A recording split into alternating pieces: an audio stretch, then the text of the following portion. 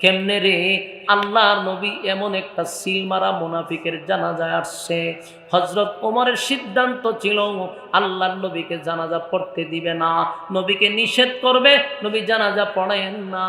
যেই মাত্র নবী হযরত ওমর যেই মাত্র কাছাকাছি নবীর চলে গেল, হঠাৎ করে হযরত ওমরের মনে একটা কথা আসলো, আমি উমর তো পারি না নবীরে আদেশ করতে আর নিষেধ করতে, এই দায়িত্ব তো আমার কাছে না।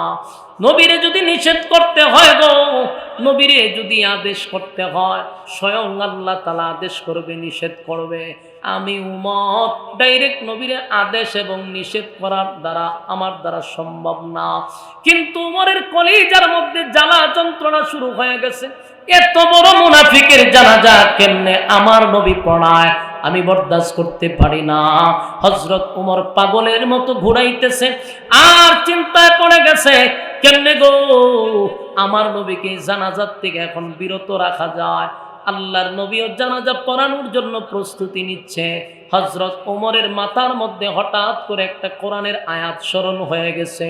যেই মাত্র আয়াতটা স্মরণ হয়ে গেছে, হযরত ওমর আর দেরি করে নাই, চতুর্দিকে ঘুরতেছে আর জুড়ে জুড়ে জুড়ে জুড়ে জুড়ে বারবার একই আয়াত রিপিট করতেছিল, ইস্তাগফির লাহুম আও লা তাস্তাগফির লাহুম ইন তাস্তাগফির লাহুম ৭০ মাররাতান ফালান ইয়াগফিরাল্লাহু লাহুম যালিকা বিআন্নাহুম কাফারু বিল্লাহি ওয়া রাসূলিহি ওয়াল্লাহু লা ইয়াহদিল কওমাল ফাসিকিন। হযরত ওমর এই আয়াতে কারিমা চতুর্দিক দিয়ে জুড়ে জুড়ে জুড়ে জুড়ে জুড়ে পড়তেছিল, নবীর কান পর্যন্ত গিয়া পৌঁছে গেছে। আল্লাহর নবী দেখলেন একই আয়াত বারবার বারবার হযরত ওমর রিপিট করে। আল্লাহর নবী বলে, ওমর কি বুঝাইতে চাও আমাকে? কেন তুমি বারবার আয়াতটা আমাকে শোনাচ্ছ? আল্লাহ নবী আয়াতের অর্থের দিকে ডাক দিয়া বলেন, ওমর এই আয়াতের অর্থ হলো, মুনাফিকের জন্য যদি ৭০ বার আমি দোয়া করি, আমার আল্লাহ দোয়া কবুল করবে না। এই আয়াত দ্বারা আল্লাহ আমাকে জানাইছে। কিন্তু ওমর রে, আমার দয়া মায়া বেশি, আমার মালিক আমারে বলছে ৭০ বার দোয়া করলে দোয়া কবুল হবে না। আমার মনটা চায় আমি কোনো মুনাফিকের জন্য ১০০ বার দোয়া করি, আল্লাহ যদি ১০০ বারের খাতিরেও মাফ করে দেয়। সুবহানাল্লাহ। ওমা আরসালনাকা ইল্লা রাহমাতাল লিল আলামিন। আমার নবী শুধু মুমিনের জন্য রহমত এমনটা নয় গো, বেঈমানের জন্য আমার নবী রহমত। সবার জন্য নবীকে আল্লাহ রহমত বানাইছে। এই মুনাফিকের জানাজা পড়ার জন্য আল্লাহর হাবিব যখন গিয়া দাঁড়াইল, আল্লাহর নবী বলে, ওমর মালিক বলছে ৭০ বার দোয়া করলেও দোয়া কবুল হবে না, কিন্তু এই লোকটার জন্য আমার মনটা চায় ৭০ বার নয় ১০০ বার দোয়া করলে দোয়াটা যদি কবুল হয়ে যায়। হযরত ওমর বলেন, আবার বারবার যখন তেলাওয়াত করতেই লাগলো, আল্লাহর নবী বুঝতে পারছে ওমর এই মুনাফিকের জানাজা পড়তে দিতে চায় না। কিন্তু নবী ডাক দেয়া হয়, ওমর গোটা কোরআনের ভিতরে জানাজা পড়াবো না এমন কোন আয়াত তো নাজিল হয় নাই, আমি জানাজা পড়াবো না এমন কোন আয়াত তো নাজিল হয় নাই। হযরত ওমর এবার বুঝতে পারছে আল্লাহর পক্ষ থেকে আয়াত নাজিল না হওয়া পর্যন্ত হাবিবে কিবরিয়া তার জানাজা পড়াবে। হযরত ওমরের মনটা একেবারেই ভেঙে গেল, চেহারাটা মলিন হয়ে গেছে, কারণ এত বড় একটা টাটকা মুনাফিকের জানাজা আমার নবী পড়াবে। হযরত ওমর এটা বরদাস্ত করতে পারল না, কিন্তু মনটা বড় খারাপ।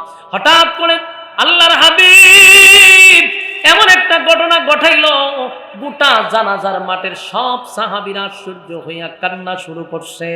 আল্লাহর নবী হঠাৎ করে নবীর শরীরের জুব্বাটা খুলে ওই মুনাফিকরে কাপন স্বরূপ পড়ায়া দিছে। জুরে কোন সুবহান। নবীর জুব্বার দাম আছে, এই নবীর জুব্বা যেমন তেমন নয় গো। সাহাবীরা যখন তাকায়া দেখে আল্লাহর নবীর জুব্বা বেঈমানের শরীরে পড়ায়া দিছে, সাহাবীরা জানাজার মাঠে গইরাইয়া কান্দে আর বলে, হায় রে নবীর সাহাবী হইয়াও জুব্বা পাইলাম না, নবীর সাহাবী হইয়াও জুব্বা পাইলাম না। একটা টাটকা মুনাফিক হইয়া আমার নবীর জুব্বা পায়, এই বেতায় ব্যতীত হইয়া সাহাবায়ে কেরাম কান্দে আর কয়, আমরা নবীর সাহাবী হইয়া জুব্বা পাইলাম না, আমরা নবীর সাহাবী হইয়া জুব্বা পাইলাম না। কান্নার রোল পড়ে গেছে। সবাই যখন কান্না শুরু করছে, আল্লাহর নবী দাঁড়ায় বলেন, সাহাবীরা রে শান্ত হ, কেন জুব্বা পরাইছি শোন, আগে কেন জুব্বা পড়াইলাম, কিসের কারণে আমার নিজের জুব্বা তারে পড়ায়া দিছি। আল্লাহর নবী বলেন, সাহাবীরা শোন, বদরের যুদ্ধে যখন সাহাবীদের মধ্যে অনেকে শাহাদাত বরণ করছে, ওই শাহাদাত বরণকারীর মধ্যে আমার একজন চাচাও ছিল, উনিও শাহাদাত বরণ করছে। কিন্তু তাদেরকে যে আমরা কবর দিব, কিন্তু কবর দেওয়ার আগে যে কাপন পড়াবো, সেই কাপনটুকু সাথে নাই, কাপড় নাই, কে দিয়া তাদেরকে কাপন পড়াবো? আমার যুবক ভাইয়েরা, তখন অনেক সাহাবীদের নিজের জুব্বা খুলে খুলে ওই শাহাদাত বরণকারী সাহাবীদেরকে নিজের জুব্বা খুলে দিয়া কাপন স্বরূপ তাদের জুব্বা পড়ায়া দিছে। একের পর এক সাহাবীদের জুব্বা খুলে ওই সাহাবীদেরকে তারা কাপন স্বরূপ জামা পড়ায়া দিছে। কিন্তু এদের মধ্যে নবীর একজন চাচা, উনি লম্বা এবং মোটা, স্বাস্থ্যবান, যার তার জুব্বা নবীর চাচার শরীরে লাগে না। যেই লোকটা আব্দুল্লাহ, এই যে মুনাফিকের সর্দার, এই মুনাফিকের সর্দার আব্দুল্লাহ ইবনে উবাই ইবনে সুলুল, এই মুনাফিক লম্বা ছিল, মোটা ছিল, স্বাস্থ্যবান ছিল। সেদিন নবীর পাশেই সে দাঁড়ায়া ছিল। শরমে হোক, লজ্জায় হোক, সেদিন নিজের জামাটা খুলে নবীর চাচারে কাপন স্বরূপ পড়ায়া দিছে। আল্লাহর নবী বলেন, সাহাবীরা শোন, আমি তার কাছে ঋণী ছিলাম, আজকে আমি নবীর জুব্বাটা কইলা তারে পড়াইয়া আমি নবীর ঋণ থেকে মুক্ত হয়ে গেলাম। আমার যুবক ভাইরা, উপস্থিত সাহাবীরা এই দৃশ্য দেখার পরে, এমন কি 1000 মুনাফিক আসছিল জানাজা দেখার জন্য, পড়ার জন্য না, তারা দেখার জন্য এই কারণে আসছে যে যেই লোকটার নেতৃত্বে, যেই লোকের ওয়ার্ডারে সারাটা জীবন আমরা ইসলামের বিরোধিতা করলাম, যেই লোকটার ওয়ার্ডার পাইয়া আমরা ইসলামের মধ্যে ফাটল সৃষ্টি করলাম, আজকে সেই লোকটা মারা গেল, আমাদের লিডার মারা গেল, আমাদের নেতা মারা গেল। সেই নেতার জানাজা পড়ানোর জন্য আব্দুল্লাহর পুত্র মোহাম্মদ জানাজার মাঠে দাঁড়াইছে। শুধু তাই নয়, আমাদের নেতার প্রতি তার মায়া এবং মহব্বত, নিজের জুব্বাটা খুইলা আমাদের নেতারে পড়ায়া দিছে। 1000 মুনাফিক আসছিল জানাজা দেখার জন্য। দূর থেকে নবীর এই দৃশ্য দেখা 1000 মুনাফিক বলা বলি করতে লাগলো, তাকায়া দেখ, মুহাম্মদের দুশমনের প্রতি যদি এত মায়া হয় রে, মুহাম্মদের দুশমনের প্রতি যদি এতটা ভালোবাসা হয়, তাহলে তার বন্ধু যদি আমরা হয়ে যাই, আমাদের প্রতি তার কত মায়া থাকবে। সুবহানাল্লাহ। 1000 মুনাফিক বলে, তাকায়া দেখ, কেমন তার আখলাক, কেমন তার চরিত্র, দুশমনের প্রতি তার কত মায়া, কত মহব্বত। তাই আমরা আর তার দুশমন হয়ে থাকতে চাই না, আমরা তার বন্ধু হতে চাই। তার আখলাক আর চরিত্র দেখা 1000 মুনাফিক পাগল হয়ে গেছে। সুবহানাল্লাহ। কারণ আমার নবীর চরিত্রটা ছিল আযীম চরিত্র। সুবহানাল্লাহ। ওয়া ইন্নাকা লা'আলা খুলুকিন আযীম।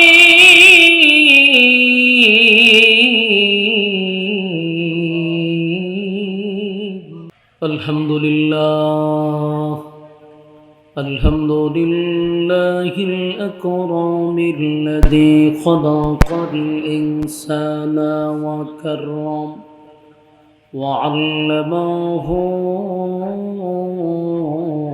মিনাল বায়ানি মা লাম ইয়া'লাম। فسبحان الذي لا يحصى نعمه على عباده ويغفر لمن يشاء ويعذب من يشاء. سبحان الذي لا يحصى نعمه على عباده ويغفر لمن يشاء ويعذب من يشاء. سبحان الذي لا يحصى نعمه على عباده ويغفر لمن يشاء ويعذب من يشاء. سبحان الذي لا يحصى امتنانه باللسان ولا بالقلم ونشهد أن لا إله إلا الله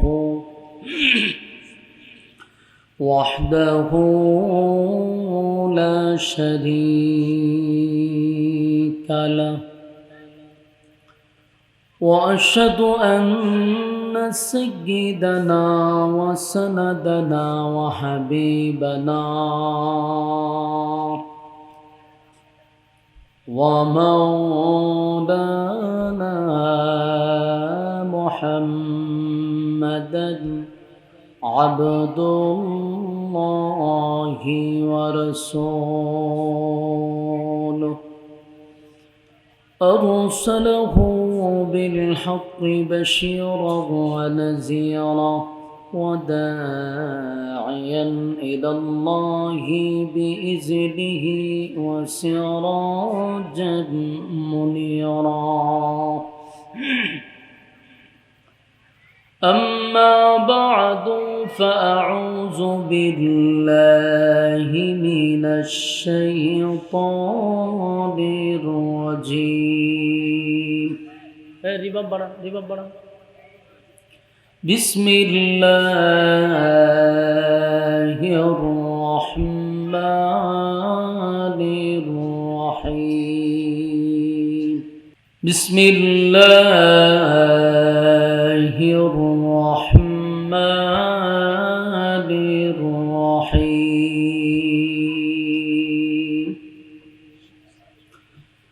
فلا وربك لا يؤمنون حتى يحكموك فيما شجر بينهم ثم لا يجدوا في أنفسهم حرجا مما قضيت ويسلموا تسليما صدق الله العظيم وصدق رسوله النبي الكريم ونحن على ذلك من الشاهدين والشاكرين والحمد لله رب العالمين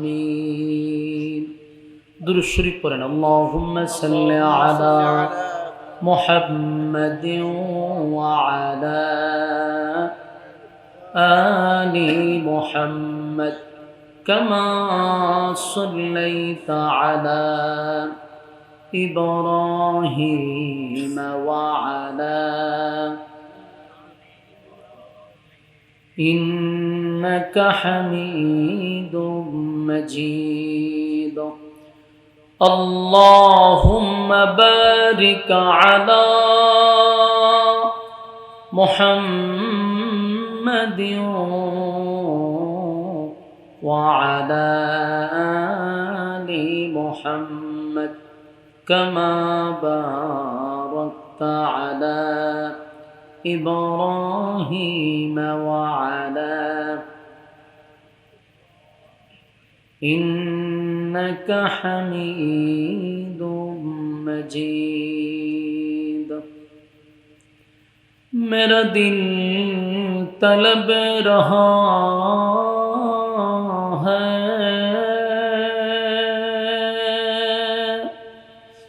मेरे जल रहा है सीना ए दवा वही मिले मुझे ले चलो मदीना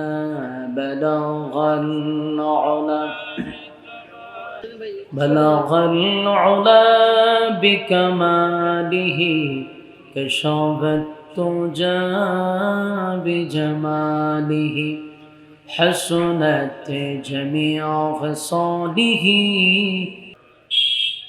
আলহামদুলিল্লাহ আয়োজিত আজকে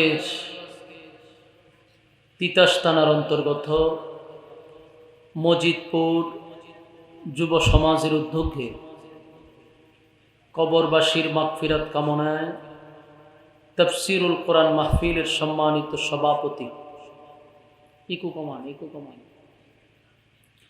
আলহাজ হযরত মাওলানা মুফতি আব্দুল বাতেন কাসিমি সাহেব দামাত বরকাতুহু, মুরব্বিয়ান আজম, আওয়াজ যতটুকু দূরে যায় অবস্থানরত আছেন পর্দানিশী মা ও বোনেরা, সকলকে আমার অন্তরস্থল থেকে জ্ঞাপন করছি মোবারক, শুকরিয়া আদায় করছি। আল্লাহ রাব্বুল আলামিন দুনিয়ার সমস্ত ফিতনা ফাসাদ থেকে হেফাজত করে অসংখ্য মানুষের মাঝখান থেকে যাচাই বাছাই করে নির্বাচিত করে পছন্দ করে ভালোবেসে এখন পর্যন্ত কিছু সংখ্যক মানুষকে এখানে আল্লাহ বসায় রাখছেন। এখন পর্যন্ত যে সমস্ত ভাইদেরকে আল্লাহ এখন পর্যন্ত বসায় রাখছে সুস্থতার সাথে, শুকরিয়া আদায় করছি আলহামদুলিল্লাহ। লক্ষ কোটি দুরুদ এবং সালাম আল্লাহর সৃষ্টির প্রধান আকর্ষণ জনাবে মুহাম্মদুর রাসূলুল্লাহ সাল্লাল্লাহু আলাইহি ওয়াসাল্লামের উপর। আপনারা আসতে পেরে বসতে পেরে খুশি না বেজার? দীর্ঘক্ষণ সময় আপনারা বসে আছেন। ইনশাআল্লাহ আমি যত সময় উপস্থিত এখন মোনাজাত পর্যন্ত আপনাদের তাহার নিয়ত আছেন ইনশাআল্লাহ। যেহেতু মাহফিলটা আগামীকালকে হবে না, 2 মিনিট সময় লাগায় আপনি কাজ করেন ভাই। ইতা সাউন্ডটা আমার হইতো না, সাউন্ড যুদ্ধ রয়েছে ঠিক আছে, সাউন্ড একদম ক্লিয়ার করবেন, স্পষ্ট সাউন্ডটা পাতলা করেন। মাহফিলটাকে আগামীকালকে হবে, তাহলে বছরে একবার এই যুব সমাজ রাত দিন অক্লান্ত পরিশ্রম করে বছরে একবার আপনাদেরকে সুন্দর একটি মজলিস উপহার দেয়। তো আমরা যদি আগামীকালকে বেঁচে থাকি, বাইচ্ছা যদি থাকি, তাহলে কিন্তু রাস্তাঘাটে আড্ডা মারার সুযোগ আছে, গল্প করার সুযোগ আছে। বাচ্চা থাকলে গল্প করতে পারবেন, বাচ্চা থাকলে গল্প করা যাবে, কারণ আপনার তো কাজই এটা গল্প করা, আড্ডা মারা, অন্য কোনো কাজ নাই তো, এটা আপনি কালকে করতে পারবেন। কিন্তু বেঁচে থাকলেও এই মাহফিলটাতে বসার কোনো সুযোগ নেই। এখন আপনি আপনার বিবেকের কাছে প্রশ্ন করেন যে বেঁচে থাকলে আমি গল্প করতে পারবো, কিন্তু বেঁচে থাকলে মাহফিলটা 1 বছর আমি আর পাবো না, আর আগামী বছর আমরা বাঁচবো না মরবো, এটার কোনো গ্যারান্টি আছে? কোনো গ্যারান্টি নেই। এই জন্য যুবক যারা আছেন রাস্তাঘাটে, বিশেষ করে দুগান পাট বন্ধ করে দেওয়া দরকার। এতক্ষণ পর্যন্ত আপনারা ব্যবসা বাণিজ্য করছেন, এখন উচিত সব বন্ধ করে দেওয়া। রাস্তাঘাটে আড্ডা বন্ধ করে প্যান্ডেলে চলে আসুন। শেষ ভালো যার সব ভালো তার। এই জন্য আমরা শেষ সময়টুকু এখানে সময় দিয়ে মোনাজাত করে তারপরে বাড়িতে যাব ইনশাআল্লাহ। প্রত্যেকটা মানুষের সাথে শয়তান থাকে, এটা জানেননি? সবার সাথে থাকে, আমার সাথেও আছে, ওই হুজুর যে ওয়াজ করেছে হুজুরের সাথেও আছে। শয়তান প্রত্যেকের সাথে থাকে। কিন্তু যখন কোনো মানুষ দ্বীনি মজলিসে বসে, আল্লাহর রাসূল বলেন নাজালাত আলাইহিমুস সাকিনা, উপর থেকে সাকিনার রহমত তার উপরে নাজিল হয়। তো এই মজলিসগুলাতে শয়তান বসতে পারে না। তাহলে আপনারা যেখানে বসলেন আপনাদের উপরে কেমন শয়তানে ভর করছে? না, শয়তান নাই তো আপনাদের সাথে, কারণ এই সমস্ত মজলিসে শয়তান বসতে পারে না। এখন প্রশ্ন হইল, এতগুলা মানুষের খান্দ যে শয়তান দিয়ে আসিল, এটি গেল কো? একবারে গেছে গা? না না, এটা মরণ পর্যন্ত আপনার সাথে থাকবে, একবারে যাবে না। তুমি শয়তান গেল কোথায়? প্যান্ডেলের বাহিরে। বলুন শয়তান কোথায়? আরো জোরে কোন শয়তান কোথায়? প্যান্ডেলের বাহিরে। যারা প্যান্ডেলের বাহিরে হাঁটা চলা করতেছে, আগের থেকে এর খান্দে আছে একটা করে, আর এতগুলা মানুষের শয়তান যখন প্যান্ডেলের বাহিরে আছে, তখন রাস্তাতে যারে ফায়ার উঠে বর করে। তো আগে ছিল একজন, এখন 1 হেক্টর খান্দ যদি 10 জন করে বসে, ওই লোকটাকে স্বাভাবিক থাকে কথা হয় না দি, সে তো অস্বাভাবিক হয়ে গেছে। ফোনে এখানে দাঁড়াইবো কতক্ষণ, দোকানে যাবে কতক্ষণ, ওখানে দাঁড়াইয়া গল্প করবো কতক্ষণ, আবার দৌড় মারবো এদিকে। মানে নিজের ভিতরে শান্তি নাই, শান্তি থাকবে কই? একটার জায়গা তখন 10টা বসছে। কিটা কে রে গেছে তো চলবো চলবো যান। তো দেখেন শয়তান প্যান্ডেলের বাহিরে, তো প্যান্ডেলের বাহিরে যারা আছেন এরা কিন্তু নিরাপদ না, প্যান্ডেলের ভিতরটা হইল নিরাপদ। যতজন প্যান্ডেলের বাহিরে দাঁড়ায় থাকবেন তো আপনাদের কাঁধে আছে একটা আর এখন গিয়ে বসছে 10টা, এই জন্য আপনি স্বাভাবিক না। ওই জন্য এনে দাঁড়ায় গল্প করতেছে, ধরে লিছে দাঁড়ায় বর করে লিছে, তো এই ভিতরে ঢোকো, এই কথা কইলে বুঝবেন বর করে লিছে, সুরা খারাপ করে ফু দিবেন, কথা কয় না কথা কয় না, বসেন। আমরা বসছি কিছু দিনই কথা শোনার জন্য, ঠিক না? মোনাজাত পর্যন্ত মনোযোগ থাকবো তো ইনশাআল্লাহ। আমি আপনাদের সামনে সূরা নিসা এর 65 নম্বর আয়াত তেলাওয়াত করছি। বলুন সূরার নাম কি? আয়াত নাম্বার 65। আমরা যদি মোনাজাত পর্যন্ত থাকতে পারি, কিন্তু দুঃখের বিষয় হলো একবার কমে একবার বাড়ে। আমার মন মতো আপনারা বেডে আর বলে দিচ্ছেন না, কোনছেন ছক্কা মারার জায়গা যদি সিঙ্গেল লইতে খামইব লক্ষণ তিরম হয়ে গেছে গা। সূরার নাম হইল সূরা নিসা, আয়াত নাম্বার 65। এই দুইটা কথা বারবার বলাইতেছি কেন, আমি শেষে জিজ্ঞাসা করব, বয়ানের শেষ ফিনিশিং এ আপনাদেরকে বলবো সূরার নাম কি এবং আয়াত নাম্বার কত। যদি বলতে পারেন বুঝবো পুরা বয়ানটা মনোযোগ দিয়ে শুনছেন। কারণ একটা বিষয় আপনি যত মনোযোগ দিবেন তত আলোচনাটা বাড়িতে নিয়ে যেতে পারবেন ইনশাআল্লাহ। সূরা নিসার এই 65 নম্বর আয়াতটা আল্লাহ কেন নাজিল করল, নাজিলের কারণটা কি, কোন প্রেক্ষাপটে কেন আল্লাহ নাজিল করল, এই নাজিলের কারণটা আমরা জানবো ইনশাআল্লাহ। সূরা অথবা আয়াত, তো এই সূরা অথবা আয়াত যে কোনো ঘটনাকে কেন্দ্র করে আল্লাহ নাজিল করছে, অথবা কোনো প্রশ্নের জবাবে নাজিল করছে, অথবা কোনো সমস্যার সমাধান দেওয়ার জন্য নাজিল করছে। 3 কারণে কোরআন নাজিল হয়েছে। বলুন কয় কারণে? 3 কারণে। হয় কোনো ঘটনাকে কেন্দ্র করে, আর না হয় কোনো সমস্যার সমাধানে, আর না হয় কোনো প্রশ্নের জবাবে। 3 কারণের মধ্যে যে কোনো একটা কারণ। আমার নয়েজ কমান। তো আমার তেলাওয়াতকৃত আয়াতটি কোনো সমস্যার সমাধানে না, কোনো প্রশ্নের উত্তরে না। এই আয়াতটা নাজিল হয়েছে একটা ঘটনারে কেন্দ্র কইরা। এই ঘটনাটা আমরা পুরাটা বাইর করতে হইব যে কি ঘটনাকে কেন্দ্র করে আয়াত নাজিল হয়েছে, যেটাকে তাফসিরের ভাষায় বলা হয় শানে নজুল, মানে নাজিলের কারণ। আসুন আমরা আগে বিষয়টা বোঝার চেষ্টা করি। মক্কাতুল মুকাররমাত থেকে রাসূল যখন হিজরত করে মদিনায় যায়, সেখানে যাওয়ার পরে আপনারা জানেন এক সময় রাসূল সরকার গঠন করছে। আল্লাহর রাসূল দেশের রাষ্ট্রনায়ক, দেশের প্রেসিডেন্ট হয়েছে, এটা জানেননি? হ্যাঁ, আমাদের উম্মত, নবীর উম্মতের মধ্যে অনেকেই আমরা জানি না যে নবী যে দেশের প্রেসিডেন্ট ছিল, অনেকেই জানে না।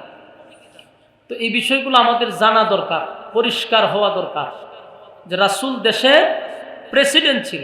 বলুন রাসূল দেশের, ভাই আল্লাহর রাস্তে একটু হানা কইেন, তাহলে আমি বুঝবো যে আমার কথা বুঝতেছেন। বক্তার কথা বলার জন্য তো একটা আগ্রহ তৈরি হওয়া দরকার। তা আপনারা যদি একবার চুপ থাকেন আমি কথা কম কেমনে, একটু হানা কইেন। রাসূল যে দেশের প্রেসিডেন্ট ছিল জানি তো আমরা, কিন্তু এই বিষয়টা আমাদের আরো স্পষ্ট হওয়া দরকার। অসংখ্য উম্মত জানেই না নবী দেশের প্রেসিডেন্ট ছিল। কেন জানে না? আমাদের কিছু বক্তা ভাইদের কারণে আমরা ওয়াজ করি নাই। রাসূল দেশের রাষ্ট্রনায়ক ছিল এই বিষয় নিয়ে আমরা ওয়াজই করি না। আমাদের ওয়াজ হইল নবীর পেটে ভাত্তর, নবী গরিব। এই ওয়াজ করতে করতে মানুষকে এমন খাওয়ানি খাওয়াইছেন, সাউন্ডার কিতা করছেন, আপনি কি ফাজলামি করবেন? হ্যাঁ, এটি কমা।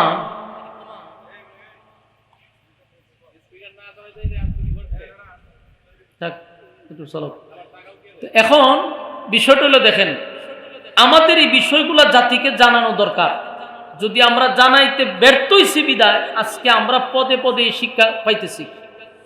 কারণ যদি এই ওয়াজটা বেশিরভাগ চলতো, মানুষের কানে কানে, গ্রামে গঞ্জে, শহরে বন্দরে, সব জায়গায় যদি আমরা এটা প্রচার করতে পারতাম, কোরআনের সঠিকভাবে ব্যাখ্যাগুলি মানুষের কাছে তুলে ধরতে পারতাম, তাহলে 2026 সালে আজকে সুশীলরা বলতে পারতো না যে হুজুররা কেন রাজনীতি করে।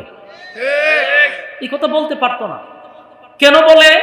কারণ আমরাই মানুষকে শুনাইছি নবীর পেট পাত্তর, আমরাই শুনাইছি নবী গরিব।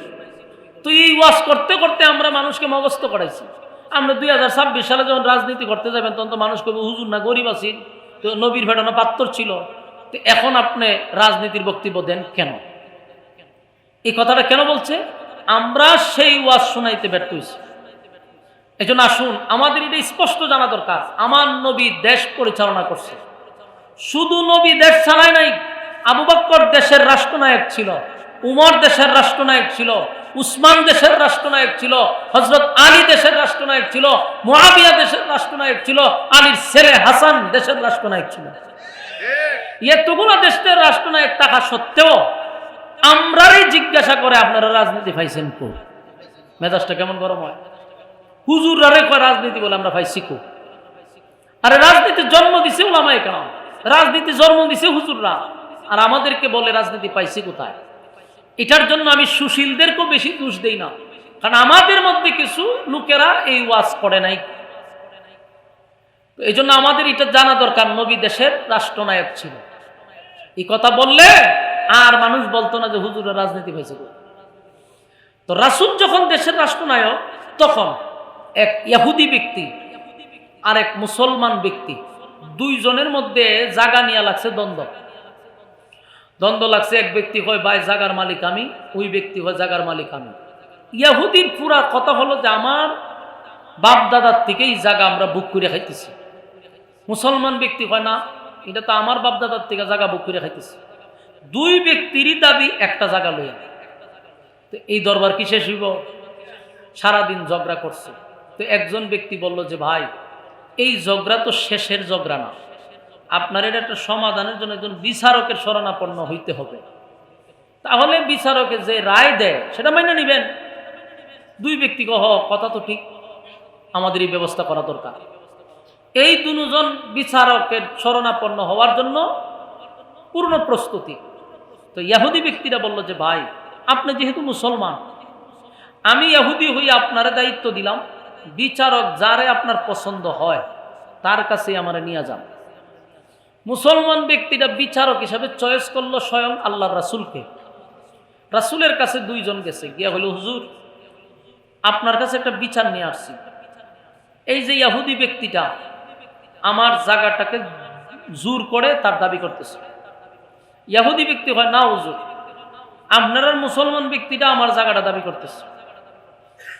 এই বিচার তো আর এইভাবে হবে না, অবশ্যই তার সুষ্ঠু একটা তদন্তের দরকার আছে। কথা কই না দি? রাসূল বিচার করবে, এটা কি আমাদের 16 বছরের বিচার? কথা কই না দি? 16 বছরের বিচার তো করবে না রাসূল।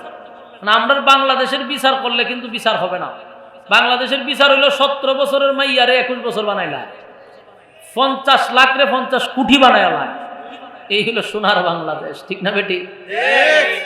তো এই বিচার তো নবী করবে না। আমরা দেশের বিচার হইলো কুত্তা মারলে জেল আছে, কুত্তা মারলে সাথে সাথে জেলখানাত না ঢুকাই দিব, কিন্তু মানুষ মারলে খুনি তুকায় পায় না, মাসের মার যাবে খুনি তুকায় পায় না। কিন্তু কুত্তা মারলে আবার এই লোকের সাথে সাথে তার তদন্ত নিয়ে কুত্তা মারার বিচার বাই হইলেছে। পুরা যত ধরনের সাংবাদিক আছে, সাংবাদিকরা সারাদিন খালি নিউজই করছে কুত্তা মেরে লিছে, কুত্তা মেরে লিছে। আরে ওরা মানুষ মেরে লিছে, খুনি বাইর কর, এই খবর নাই। কুত্তা দিয়া মানুষ ডাকতে চায়, শাক দিয়া মাছ ডাকার চেষ্টা করছে। বিচার তো করতেই পারে না, কুত্তাই না সামনে দিয়া পিছনে মানুষ মারা ভুলাইলে তো চায়, ঠিক না বেঠি? এই বিচার তো আর চলে না। ইসলামিক আইন অনুযায়ী শরিয়ার বিচার তো এই শাক দিয়া মাছ ডাকে না। রাসূল তার সুষ্ঠু তদন্ত করছে, লোক পাঠাইছে, এর মূল জায়গার থেকে তদন্ত করতে থাকো, আসলেই এই জায়গার মালিকটা কে। তদন্ত করতে করতে করতে করতে বাইর করে আনছে। আল্লাহর রাসূল তদন্ত করে পাইছে যে এই জায়গার মালিক মূলত হইল ইহুদি। বলুন, জায়গার মালিক কে? মুসলমান এই জায়গার মালিক না। এখন যদি আমরা দেশের বিচার হইতো, তাহলে আমার দলের রায় হইব, সে আরেক দল করে, সে বিচারের রায় পাবে না। এইভাবে চলছে। কিন্তু রাসূল সাল্লাল্লাহু আলাইহি সাল্লাম বললেন যে এক মুসলমান ব্যক্তি তার পূর্বপুরুষ থেকে এই জায়গা বুক করে খাইতেছে এবং তারা এই জায়গার মালিক, তুমি অবৈধভাবে জায়গার মালিক দাবি কইরা সারা রাস্তায় ঝগড়া করছে। বিচারের রায় দিছে ইহুদিরা। ইহুদি ব্যক্তি মাল ভাইয়া তো খুব খুশি, জায়গা পাইছে, বিচার পাইছে, সারাদিন ঝগড়া করছে, বেচারা আনন্দ বাড়ির দিকে রওনা দিচ্ছে। মুসলমান ব্যক্তিটার বিচারটা তার পক্ষে না পড়ার কারণে তার মন খারাপ। দুই ব্যক্তি চলে গেছে। রাস্তার মধ্যে গিয়ে এই মুসলমান ব্যক্তি আবার আটকেছে ইহুদিরে।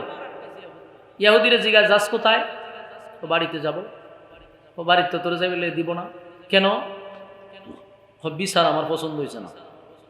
আপনার এলাকার যদি নাউজুবিল্লাহ তাহা তুলে কইতে পারেন, আসেনি? আপনার নাউজুবিল্লাহ আসেনি? নবী বিচার করে দিছে, এর পছন্দ হয়েছে না, ঠিক না? নাউজুবিল্লাহ না, বিচারটা করছে কে? হ্যাঁ, মুসলমান ব্যক্তিটা কয় বিচার আমার পছন্দ হয়েছে না। ইহুদি ব্যক্তিটা কয় ভাই এটা কি বললেন? সারাদিন ঝগড়া করলাম, বিচারক আপনি পছন্দ করলেন, রায় ফাইলাম আমি, যাবো এখন বাড়িতে, মাঝ রাস্তায় সন্ত্রাসী কায়দায় আপনি আমার আটকাইয়া আপনি এখন বিচার মানেন না। ইহুদি ব্যক্তিটা পড়ছে মহামুসিবত, যে এখন কি করব? এই লোক তো সাংঘাতিক লোক, সারাদিন ঝগড়া করে বিচার পাইলাম আমি, এখন হয় বিচার বলে মানে না। ইহুদি ব্যক্তি চিন্তা করলে এর লগে তো ঝগড়া করে পারতাম না। বললো যে ভাই আপনার উদ্দেশ্য কি? তা আপনার মনের ভিতরে মূল উদ্দেশ্য কি আমার বইলাম, আপনি কি চাইতেছেন? মুসলমান ব্যক্তিরা কই রে কোনো কিছু চাই না, বিচার পছন্দ হয়েছে না, আমি বিচারে সন্তুষ্ট না, আমি এটার সানি বিচার করব, মানে এটা আবার বিচার আরেক জায়গায় লয়ে যাব। ইহুদি ব্যক্তি কয় এর সাথে ঝগড়া করা সম্ভব না, ঠিক আছে। ইহুদি ব্যক্তি কয় আমি একজন ইহুদি, ঠিক আছে, কিন্তু আমার ইয়াকিন আর বিশ্বাস হলো মুসলমান যদি আমার বিচারটা কইরা দেয় তাহলে অবশ্যই এটা সঠিক বিচার হবে। সুবহানাল্লাহ থাকলে হইতে পারে না। আমার জীবনে বহু জায়গা ওয়াজ করছি 10 বছরে, বাংলাদেশটা কোনো জায়গা আমি বাদ রাখছি না, ইরো মুসল্লিয়ান পাইছি না যে আপনারা গুতা দিয়া দিয়ে সুবহানাল্লাহ কওয়ামো, গুতা দিয়া না উজবিল্লাহ কওয়ামো। তাই আমি গুতাইতে থাকুম আর আপনারা কইতে থাকবেন তো গুতামো না ওয়াজ করামো। কিন্তু হ্যাঁ হ্যাঁ হুম কইতেন তো, তাহলে আমার বোঝা হয় যে আপনারা বুঝতেছেন। একটু খেয়াল করেন কথাটা। বলুন, মুসলমান ব্যক্তিটারে দায়িত্ব দিছিল না বিচারক ঠিক করবার জন্য, তো হের পছন্দ অনুযায়ী তো ইহুদি বিচারক আছে। এখন ইহুদি ব্যক্তির হয়ে বিচার মানে না। ইহুদি ব্যক্তির ইয়াকিন আর বিশ্বাস হলো মুসলমান কোন ব্যক্তি যদি আমার বিচার করে দেয় তা আমার কোনো সমস্যা নাই, বিচার আমি পাবো। এটা তার আকীদা। এখন ইহুদি হলে এক কাজ কর, ভাই আপনি তো আগের বিচারক আপনি দেখছেন, এখনো আপনারা আমি বিচারকের দায়িত্ব দিচ্ছি। দুইজনে মিল্লা গেছে বিচারকের কাছে। ইহুদি ব্যক্তি জিগায় বিচারক কারে পছন্দ করছেন? আমার মন মতো একজন বিচারক আছে। গেছে গিয়া দেহে হযরত উমর বসা। সুবহানাল্লাহ, নরম না গরম? একেবারে বাংলা বিচারকের কাছে গেছে, গিয়া দেহে হযরত উমর বসে রয়েছে। তুই দুই ব্যক্তিকে, হুজুর আমরা ইসলাম আপনার কাছে একটা বিচার লইয়া। হযরত উমর কয় তাই নাকি? বলে জি। কি বিচার? তো মুসলমান ব্যক্তিরা হুজুর জায়গাটার মালিক হইলাম আমি, ইহুদি ব্যক্তিরা জোর করে আমার জায়গা লই গেছে, এটার একটা বিচার করে দেন। ইহুদি ব্যক্তি কয় হুজুর বিচার তো আপনি করবেন, তবে বিচারের আগে আমার একটা কথা আছে। কথা হইল আপনি যেমন বিচারটা করবেন এটা কিন্তু প্রথম বিচার না। তো জিগা এটা ক নাম্বার বিচার? বললে 2 নাম্বার বিচার। তা আগের বিচার করছে কে? আপনার নবী মুহাম্মদুর রাসূলুল্লাহ সাল্লাল্লাহু আলাইহি সাল্লাম বিচার কইরা রায় আমারে দিছে। আপনারা মুসলমান ব্যক্তিরা রাস্তাতে এখন বিচার বলে এর পছন্দ হইছে না। যেই কথা কইছে হযরত উমর আসিল বসাত, দাঁড়ায় গেছে, লাভ পরিবর্তন হয়ে গেছে মুহূর্তের ভিতরে। হযরত উমর কথা শোনার পরে মুসলমান ব্যক্তিটারে বলল, কিরে ঘটনা কি সত্য? বলে জি সত্য। বিচার কি আমার নবী করছিল? বলে হ। বিচার তোর পছন্দ হয় নাই? বলে না। তা আমি যদি তোর বিচার করে দিই তোর পছন্দ হইব নি? বলে জি পছন্দ হবে। তো ঠিক আছে, লরিস না, দাঁড়ায় থাক। হযরত উমর গেছে ঘরের ভিতরে, গিয়া লম্বা একটা তরবারি লইছে, লইয়া দুটার মাঝখানে গিয়ে খারইছে। খারিয়া হযরত উমর বলল যে একজন ইহুদি ব্যক্তি যদি আমাকে বলতো নবীর বিচার পছন্দ হয় নাই, আমার মনে কোনো কষ্ট ছিল না, আমি মেনে নিতাম, কারণ একজন ইহুদির কাছে আমার নবীর বিচার পছন্দ হবে না, এটাই স্বাভাবিক। একজন বিধর্মীর কাছে আমার নবীর বিচার পছন্দ হবে না, এটাই স্বাভাবিক। কিন্তু তুই নিজের মুসলমান দাবি কইরা আবার নবীর বিচার তোর পছন্দ হইছে না, আমি উমরের বিচার তোর পছন্দ হবে, তো আমার বিচারের রায় হলো তোর বডির থেকে মাথা আলাদা করে দেওয়া। উমরের বিচার কি? কুবা শামসু, ডাইরেক্ট কুবানি। তোর বাইডার একটা কূপ মারছে, মাথা 10 হাত দূরে। হ্যাঁ, এখন বিচার হয়েছে নি? কথা কই না দি, এক কূপদা ফালাই দিছে, একবারে জায়গা ফালাই দিছে। উমর কথা কয় কম, আওয়াজ নাই, কিন্তু হাতে কাজ চলে বেশি। দেখেন শয়তান কি পরিমাণ ভর করছে। আপনারা স্বেচ্ছাসেবক নাই? সিংলালন, একটা সিংলালন, খাসা সিংলালন, ভূত ছাড়ান গিয়া ভূত। এখানে ওয়াজ চলতেছে আর এখানে পুরো একটা মিছিল মিটিং করে, এখান থেকে হত্যারা বাই ঘুরে নিছে। ওই দিন বর করলেই ঠান্ডা লয়ে যাবে। মনোযোগ দিয়ে শুনেন, মনোযোগ দিয়ে শুনেন। হযরত ওমর কি করছে? বিচার করে দিছে, এক কূপে কল্লা ফালাই দিছে। এই দৃশ্য ইহুদি দিক্কা জাগাত প্রস্রাব করে দিছে। তো হযরত ওমর তাকায়া দেখে যে এর অবস্থা খুব খারাপ। জিগা তুই কাফস কেড়ে, আপনি কি হন আমার কল্লা ফালাইবেন? না, তোর কল্লা ফালাইতাম কেন? তোরে বিচার কইরা রায় দিছে আমার নবী। যেখানে নবী বিচার করছে এখানে আমার বিচার করার কোনো অনুমতি নেই। তুই তোর মাল লইয়া সোজা বাড়ি যা। ইহুদি ব্যক্তি কয় অহন গিয়া বিচার হইছে, বিচার অহন হইছে, মন মত হইছে। ঘটনা শেষ না, ঘটনা তো খালি শুরু হইছে। ঘটনা শুরু, শেষ হয় নাই, ঘটনা এখান থেকে শুরু। ওখানে আপনারা মনোযোগ আছেনি আমি দেখতেছি। আল্লাহ রস্তে ওই যে ফুলাফান্ডি একবার উডে একবার ঢুকে, এগুলা বয়ানের মধ্যে সবচেয়ে বাধা হইয়া দাঁড়ায়। আপনারা বললাম খাসা একটা সিংলা লইতেন, ফাতলা দিকটা শয়তান সারাইবার লেগে সিংলা আলাদা আছে, মুডা না, চিকন। বয়ান চলতেছে, কিন্তু মাছের বাজার চলতেছে। আল্লাহ রস্তে আমরা সাউন্ড যাতে না করি, মেহরবানি করে বসেন। ঘটনা এখান থেকে শুরু হয়েছে। যারে হত্যা করছে তার আত্মীয় স্বজন খবর পাইছে যে তার বাইরে মেরে দিয়েছে উমরে। এরা দৌড়াই আসছে, আইসা দেহে বাইয়ের মাথা একখানো, বডি একখানো। এখন কই সর্বনাশ, উমরের সামনের কোনো কথা কইছে না, লাশ লইয়া দৌড়ের উঠে আছে। এই লাশ লইয়া এরা গেছে নবীর দরবারে। আল্লাহর রাসূলের কাছে যাবার পরে দেখেন কত চালু। এরা লাশটারে আগে রাখছে, রাখিয়া নবীর কাছে লাশ লইয়া যায় নাই। নবীর কাছে গিয়া কই হুজুর একটা কথা জিজ্ঞাসা করতাম। কি কথা? আচ্ছা মনে করুন একটা বিচার, আমি এক জায়গায় গেছি বিচারের লেগে, ওই বিচারটা আমার পছন্দ হয় নাই, আমি বিচারটা লইয়া মনে করেন আরেক জায়গায় গেছি, এটা কি হুজুর কোনো অপরাধ? কুরআনে কোনো আয়াত আসেনি যে আল্লাহ নিষেধ করছে যে বিচার একবারই তুইব? রাসূল কয় না, এরকম কোনো আয়াত তো নাযিল হইছে না। আচ্ছা তাহলে আল্লাহর পক্ষ থেকে কোনো বাধা নাই? না, তা আপনার পক্ষ থেকে বাধা আসেনি যে বিচার একবার ভালো না লাগলে আরেক জায়গা যাওন যেত না? রাসূল কয় না, এরকম তো নাই। এখন এরা ফিকাপ পাচ্ছে, তইলে আল্লাহ নিষেধ করলো না, আপনিও নিষেধ করলেন না, উমরে আমার বাইরে হত্যা করলো কেন? আমার নির্দোষ বাইটারে উমরে হত্যা করলো কেন? উমরের নামে দিছে হত্যা মামলা কইরা। কি মামলা? আপনারা যেভাবে চোখ রয়েছেন বোঝা যায় বাংলাদেশের হত্যা মামলা। আমরা বাংলাদেশে 12টা খুন করলো কোনো অসুবিধা নেই, কিন্তু কুত্তা মারণ যেত না। মানুষ মারা নিতে পারেন, কিন্তু কি মারণ যেত না? কুত্তা মারণ যেত না। কুত্তা মারলে 10 মিনিটের ভিত্তি আপনার সব কিছু বাইর করে লিয়ে করবো, কিন্তু মানুষ মারিলে কোনো অসুবিধা নাই। কারণ এই দেশে মানুষ মারাটা যেমন বোঝা যায় ফান্তা পাতের মতো, কিন্তু কুত্তা মেরা যেমন কঠিন, সাথে সাথে গ্রেপ্তার। তো এটা বাংলাদেশের হত্যা মামলা না, এটা ইসলামিক আইন অনুযায়ী, শরিয়া অনুযায়ী হত্যা মামলা। তো শরিয়া অনুযায়ী যদি আপনাকে হত্যা মামলা দেয় তাহলে কি হবে? হত্যার বদলা, হত্যার বদলা। তো উমরের নামে দিছে হত্যা মামলা, এর মানে কি উমরকে এখন হত্যা করা হবে। কথা বুঝতেছেন? কিন্তু ঘটনাটা হইল উমরের নামে যে হত্যা মামলা দিল, আল্লাহর রাসূল শোনার পরে ওনার শরীরের পশম দিয়া গাম বাহির হয়ে গেছে।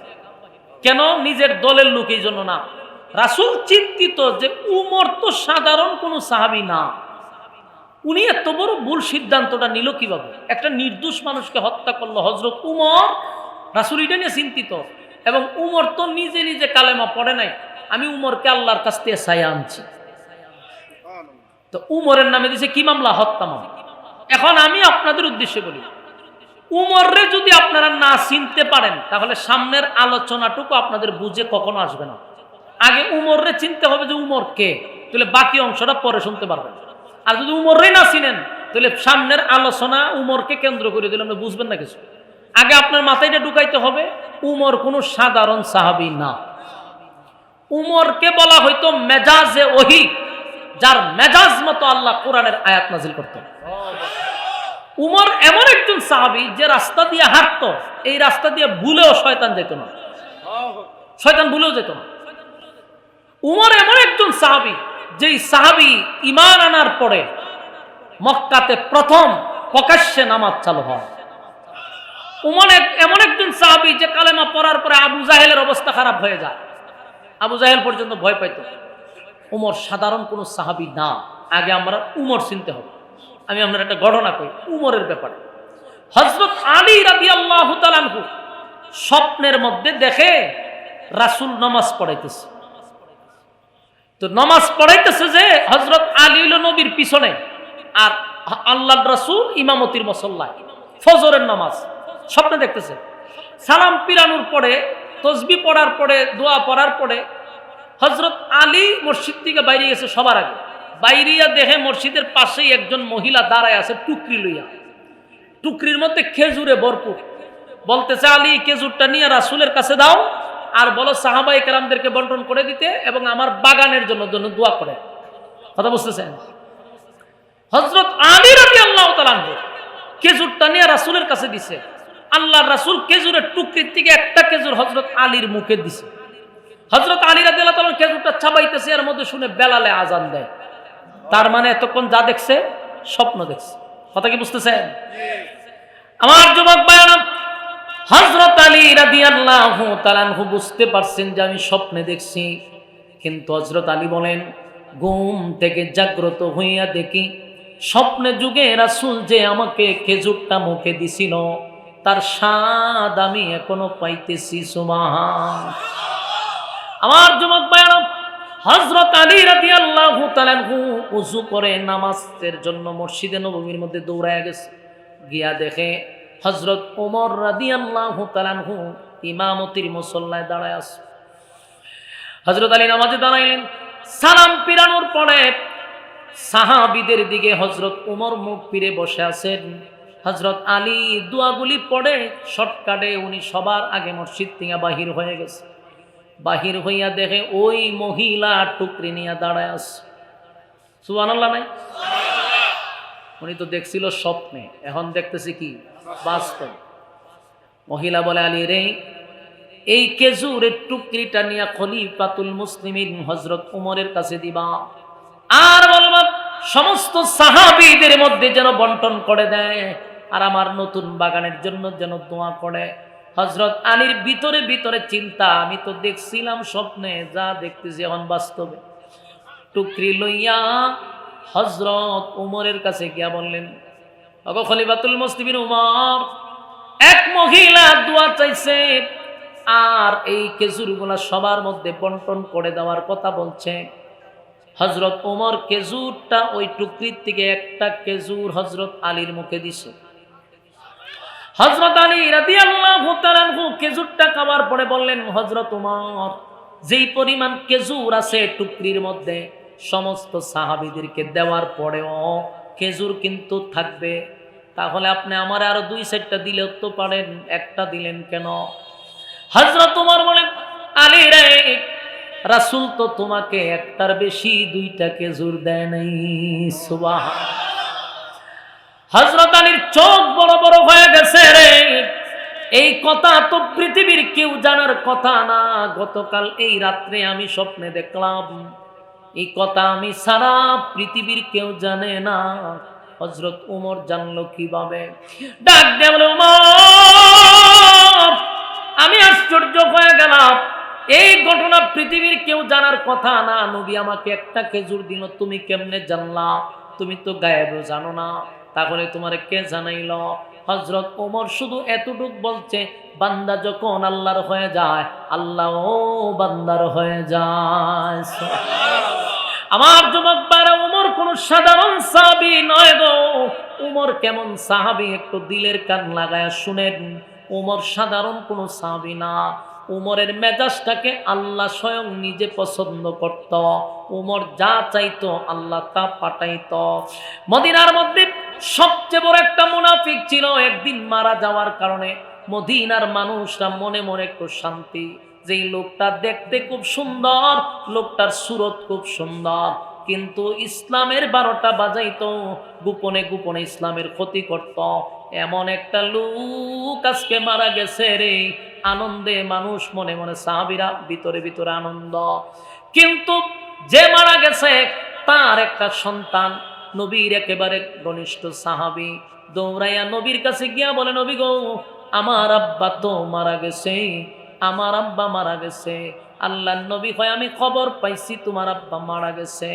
আগে নবীজি, মদিনার অনেক মানুষ সবাই জানে, আপনিও জানেন, মদিনার মানুষও জানে, আমার আব্বা লোক হিসাবে ভালো ছিল না, আমার বাবা লোক হিসাবে ভালো না, আমিও জানি, আপনিও জানেন, মদিনার মানুষও জানে। কিন্তু নবী গো, আমার তো আব্বা, আমার সন্তান হওয়ার কারণে, বাবার সন্তান হওয়ার কারণে, সন্তান হিসাবে বাবার জন্য তো মায়া থাকতেই পারে। যদিও আমার বাবা ভালো লোক ছিল না, কিন্তু আমার বাবা হওয়ার কারণে আমার একটা মায়ায় কাজ করে। ওগো নবীজি, আমি তো আপনার সাহাবী, আপনার জন্য জীবন দিতে প্রস্তুত। নবী গো, আমার একটা মনের মধ্যে আশা ছিল, আকাঙ্ক্ষা ছিল, আমার বাবা লোক হিসাবে ভালো না, কিন্তু আপনি নবী যদি একটু আমাকে একটু হেল্প করতেন। আল্লাহর নবী কয়, এই মুহূর্তে আমি তোমার জন্য কি করতে পারি রে? আল্লাহর নবীর সামনে সাহাবী দাঁড়াইয়া বলে, হুজুর, আপনি নবী যদি আমার আব্বার জানাজাটা পড়ায়া দিতেন, আমার বিশ্বাস আপনি নবীর জানাজার বরকতে আমার আব্বারে আমার আল্লাহ মাফ করে দিবে। আমার নবীর দয়া মায়ার অভাব নাই, নবীর দয়া মায়া বেশি রে। আমার নবীর ভিতরে কোনো ধরনের অহংকারও ছিল না যে লোকটা আমার বিরোধিতা করছে, লোকটা ইসলামের ক্ষতি করছে, আমি কেন তার জানাজা পড়াবো, এমনটা তো নবীর ক্ষেত্রে সম্ভব না। কারণ নবীর চরিত্রটাই ছিল আজিম। সুবহানাল্লাহ, আজিম চরিত্র। হাবিবে কিবরিয়া ওই সাহাবীকে বললেন, অসুবিধা নাই, আমি নবী যদি জানাজা পড়ায়া দিলে তোমার আব্বারে আল্লাহ মাফ করে দেয়, তাহলে অসুবিধা কি? আমি জানাজা পড়ায়া দিব। যেই মাত্র বলছে জানাজা পড়াবো, একটা সেকেন্ড লোকটা নবীর সামনে দাঁড়াইল না, একটা দৌড় মাইয়া মদিনার অলিতে গলিতে চলে গেছে, যারে সামনে পায় তারই বলে, শুনছ, আমার আব্বার জানাজা কিন্তু নবী পড়াবে। সারা গ্রামে প্রচার প্রসার করে দিছে, আমার আব্বার জানাজা নবী পড়াবে। সাহাবীরা শোনার পরে আশ্চর্য হয়ে গেছে, এত বড় একটা টাটকা মুনাফিকের জানাজা আমার নবী পড়াবে, এটা আবার কেমনে সম্ভব, এটা কিভাবে সম্ভব হতে পারে? না, এই মুনাফিকের জানাজা তো নবী পড়ানোর কথা না। গোটা মদিনায় লারা পড়ে গেছে রে, এত বড় মুনাফিকের জানাজা নবী পড়াবে, নবী পড়াবে, আলোড়ন হয়ে গেছে। ওইদিকে ও হযরত ওমরের কান পর্যন্ত গিয়া পৌঁছে গেছে যে একজন বড় মুনাফিকের জানাজা আল্লাহর নবী পড়াবে। হযরত ওমর আর দেরি করে নাই, দৌড়াইয়া জানাজার মাঠে আসছে। আয়েশা চিন্তায় পড়ে গেছে, আল্লাহর হাবিব কেন জানাজার নামাজ পড়াবে মুনাফিকের? এটা হতে পারে না, মুনাফিকের জানাজায় নবী অংশগ্রহণ করতে পারে না। হযরত ওমর আশ্চর্য হয়ে গেল, এই লোকটা প্রকাশ্যে না হোক গোপনে হোক ইসলামের যে ক্ষতি করছে আমার নবী তো ভালো কইরা জানে। কেমনে রে? আল্লাহর নবী এমন একটা সিল মারা মুনাফিকের জানাজায় আসছে। হযরত ওমরের সিদ্ধান্ত ছিল আল্লাহর নবীকে জানাজা পড়তে দিবে না, নবীকে নিষেধ করবে, নবী জানাজা পড়ায়েন না। যেই মাত্র নবী, হযরত ওমর যেই মাত্র কাছাকাছি নবীর চলে গেল, হঠাৎ করে হযরত ওমরের মনে একটা কথা আসলো, আমি উমর তো পারি না নবীরে আদেশ করতে আর নিষেধ করতে, এই দায়িত্ব তো আমার কাছে না। নবীরে যদি নিষেধ করতে হয় গো, নবীরে যদি আদেশ করতে হয়, স্বয়ং আল্লাহ তাআলা আদেশ করবে, নিষেধ করবে। আমি উমর ডাইরেক্ট নবীরে আদেশ এবং নিষেধ করার দ্বারা আমার দ্বারা সম্ভব না। কিন্তু উমরের কলিজার মধ্যে জ্বালা যন্ত্রণা শুরু হয়ে গেছে, এত বড় মুনাফিকের জানাজা কেমনে আমার নবী পড়ায়? আমি বরদাস্ত করতে পারি না। হযরত ওমর পাগলের মতো ঘুরাইতেছে আর চিন্তায় পড়ে গেছে, কেমনে গো আমার নবীকে জানাজার থেকে এখন বিরত রাখা যায়। আল্লাহর নবীও জানাজা পড়ানোর জন্য প্রস্তুতি নিচ্ছে। হযরত ওমরের মাথার মধ্যে হঠাৎ করে একটা কোরআনের আয়াত স্মরণ হয়ে গেছে।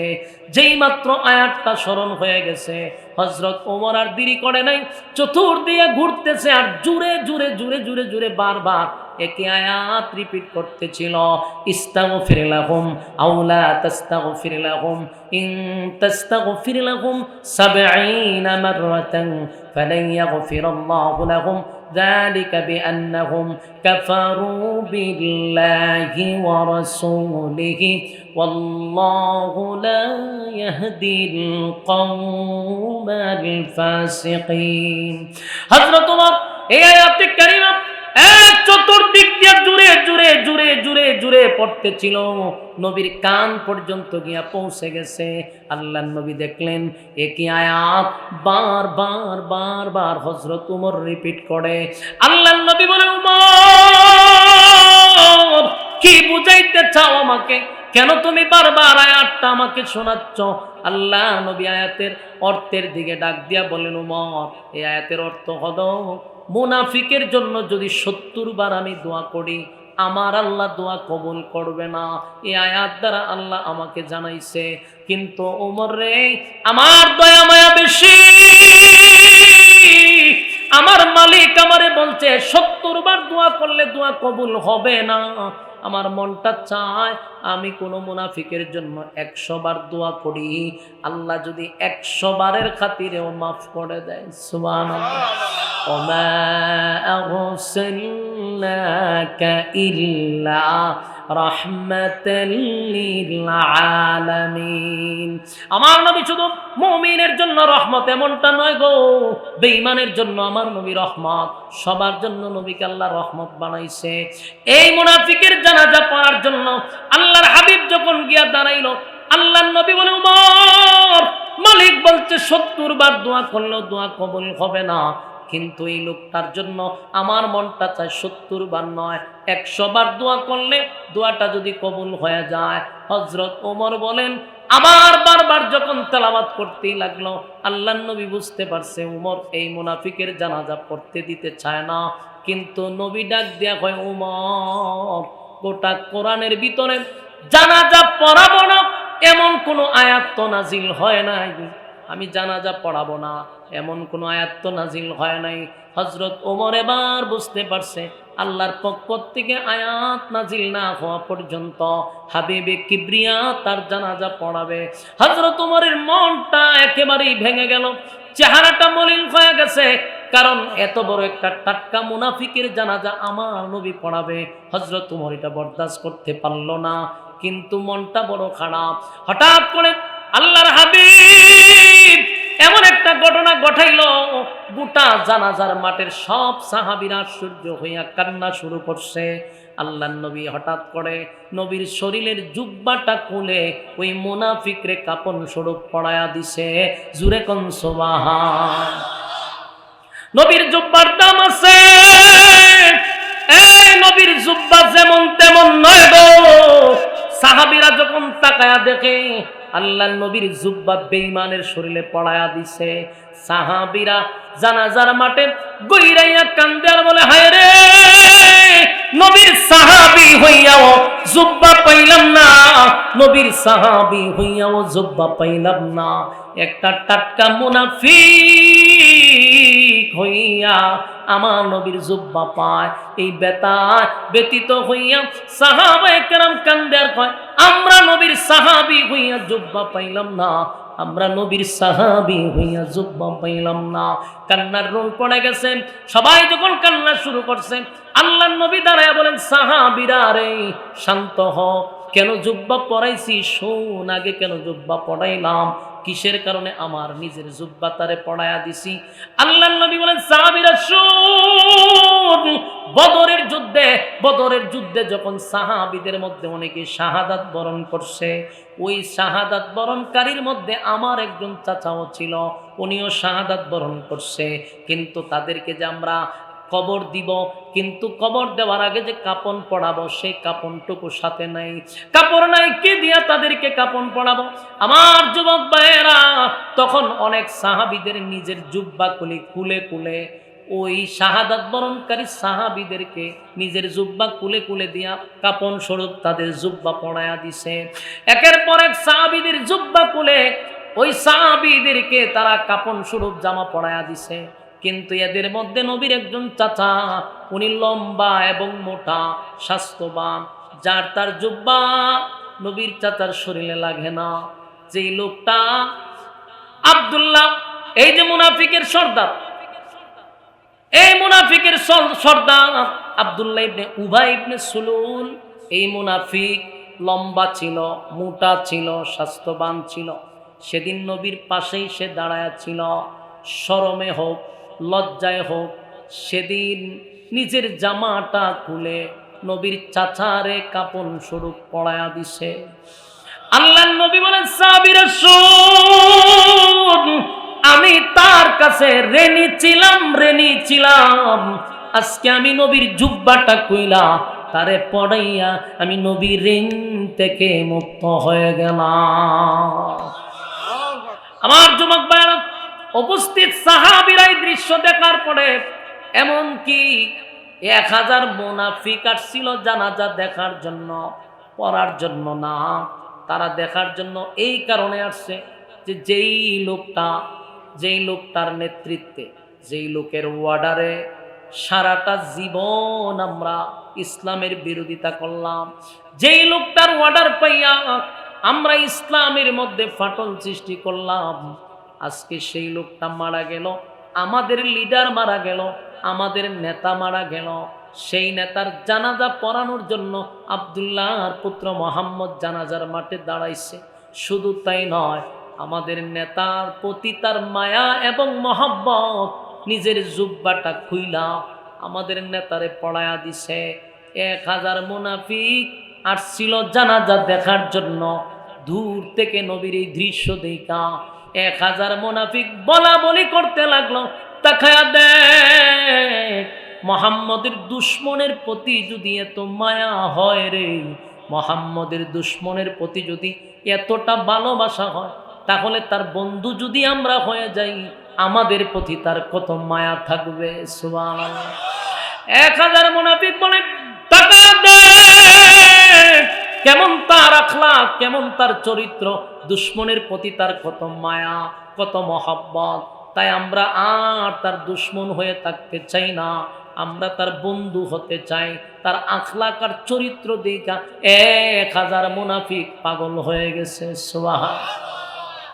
কারণ আমার নবীর চরিত্রটা ছিল আযীম চরিত্র। সুবহানাল্লাহ। ওয়া ইন্নাকা লা'আলা খুলুকিন আযীম।